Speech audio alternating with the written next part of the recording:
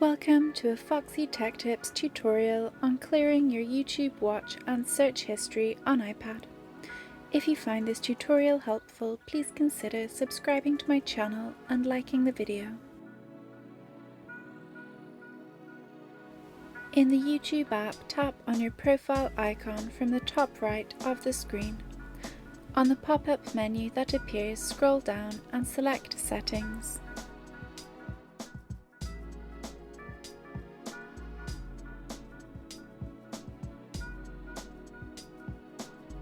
In Settings, select History and Privacy. Here you can choose to clear watch history and clear search history. Once you have done that, your YouTube history will be cleared. And that draws an end to this tutorial. Please like the video if you found it helpful, and subscribe to Foxy Tech Tips for more YouTube and iPad tips and tricks.